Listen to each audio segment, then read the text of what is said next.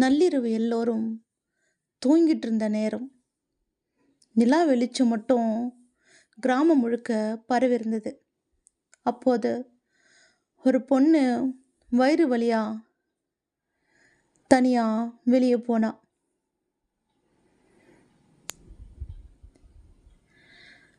நம்ம இப்போ கதைக்குள்ள போலாம்.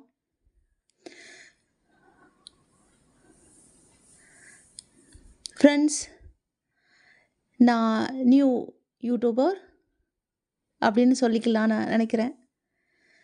ஸோ எனக்கு வந்துட்டு நான் சொல்கிற கதை உங்களுக்கு பிடிச்சிருக்கா இல்லையா? பிடிச்சிருந்தா கமெண்ட்டில் எஸ் சொல்லுங்கள். பிடிக்கலன்னா நோ சொல்லுங்கள், பரவாயில்ல, நான் கவலைப்பட மாட்டேன்.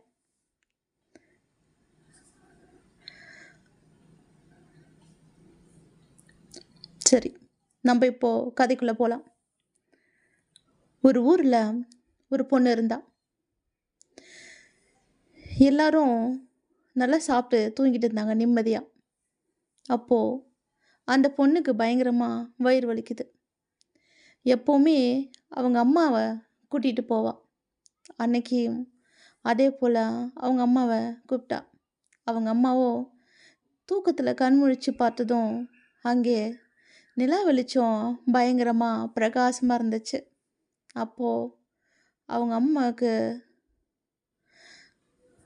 தூக்கத்தில் இருந்ததுனால மைண்டில் நல்லா விடிஞ்சிடுச்சு போல், பாப்பா நீ மட்டும் போயிட்டு வா, அம்மா முழிச்சிட்டு தான் இருக்கேன் அப்படின்னு சொல்லி அந்த பொண்ணை மட்டும் போயிட்டு வா சொன்னாங்க. பொதுவாகவே கிராமத்துங்களில் வந்துட்டு டாய்லெட்டே இருந்தாலும் அவுட்டிங், இது வந்துட்டு அவுட்டிங் எப்படி சொல்கிறதுன்னு தெரில எனக்கு. ஸோ ஓப்பன் பிளேஸில் தான் வந்துட்டு போவாங்க கொல்லைப்பக்கமாக. அந்த மாதிரி வந்துட்டு போகும்போது சரி, எப்போவுமே அம்மாவை கூட்டிகிட்டு போகிறவ தனியாக போகிறதுனால லைட்டாக கொஞ்சம் பயம் இருக்க தான் செய்யுது. ஊரில் வந்துட்டு இப்போது ஒதுக்குப்புறமாக இருக்கிற ஒரு பிளேஸ் தான் வந்து சூஸ் பண்ணுவாங்க அந்த மாதிரி அவுட் சைட் போகிறதுக்கு. அதுலேயும் வந்து பார்த்திங்கன்னா கிராமப்புறத்துங்களில் பாய்ஸுக்கு தனியாக, கேர்ள்ஸுக்கு தனியாக அப்படின்னு சொல்லிட்டு பிளேஸ் இருக்கும். ஸோ அந்த மாதிரி கேர்ள்ஸ் மட்டும் போகிற பிளேஸை வந்து சூஸ் பண்ணி அந்த இடத்துக்கு கொஞ்சம் டார்க்காக இருக்கிற பிளேஸ்க்கு வந்துட்டு போகிறா, யாருக்கும் தெரியக்கூடாது அப்படின்ட்டு. ஸோ அந்த மாதிரி போயிட்டு உட்காரும்போது தான் அவளுக்கு பின்னாடி இருந்து ஒரு பயங்கரமான அமானுஷ்யமான ஒரு சத்தம் கேட்குது.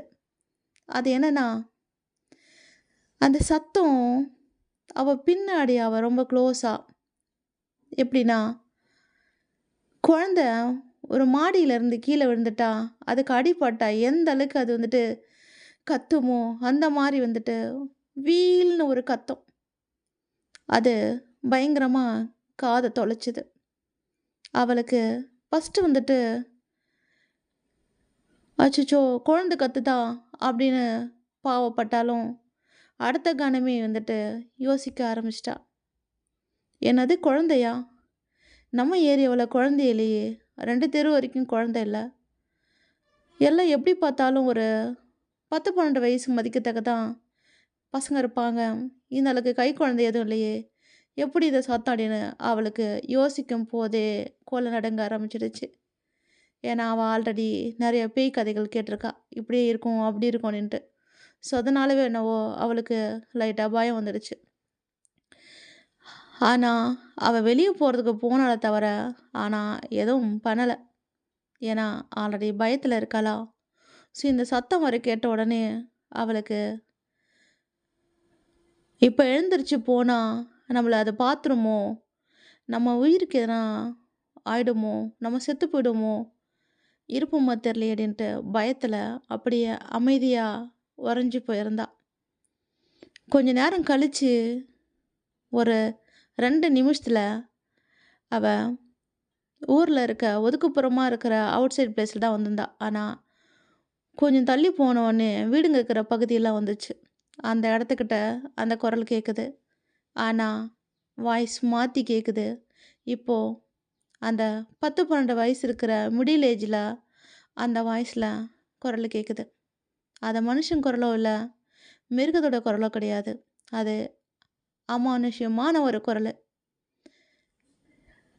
அந்த குரலை கேட்ட அவளுக்கு பயம் வந்தாலும் லைட்டா பெருமூச்சு விடுறா. அப்பாடா, இனிமே நம்ம தப்பிச்சோம், நம்மக்கிட்ட அது வராது, நம்மளை தாண்டி அது போயிடுச்சுன்னு கொஞ்சம் பெருமூச்சு விடுறா. அப்போ தான் அவ எந்த பாதையை சூஸ் பண்ணுறதுன்னு குழப்பத்தில் இருந்தா. வந்த பாதையை நேர் வழியே போனால் அது அந்த வழியாக தான் போயிட்டுருக்கு, நம்மளை திரும்பி பார்த்து நம்மளை ஏதாச்சும் பண்ணிடுமோன்னு பயத்தில் குறுக்கு வழியை தேர்ந்தெடுக்கிறா. குறுக்கு வழின்னா ஊரை சுற்றிட்டு போகிற வழியெல்லாம் கிடையாதுங்க. ஊருக்குள்ளே டைரெக்டாக போகிற வழி.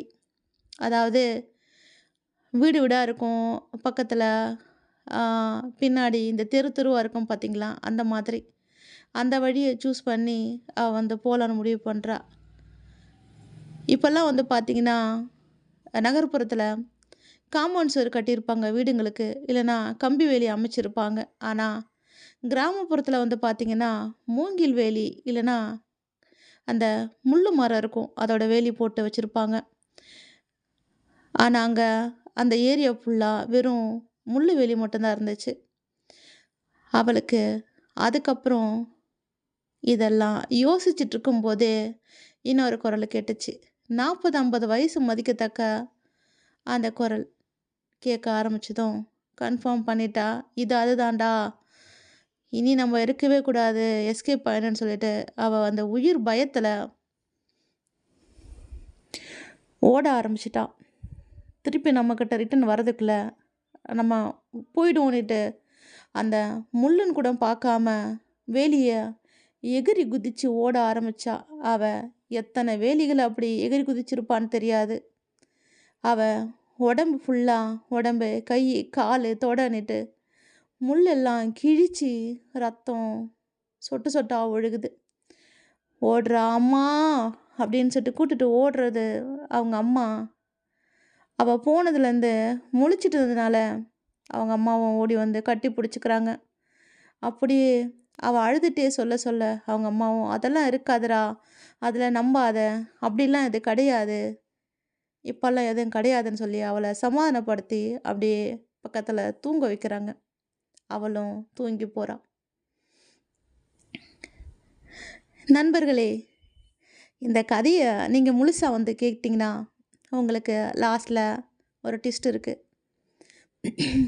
நான் பேசுகிறது, நான் சொல்கிற கதை சொல்கிற விதம் உங்களுக்கு பிடிச்சிருந்தா லைக் பண்ணுங்கள், ஷேர் பண்ணுங்கள், கமெண்ட் பண்ணுங்கள்.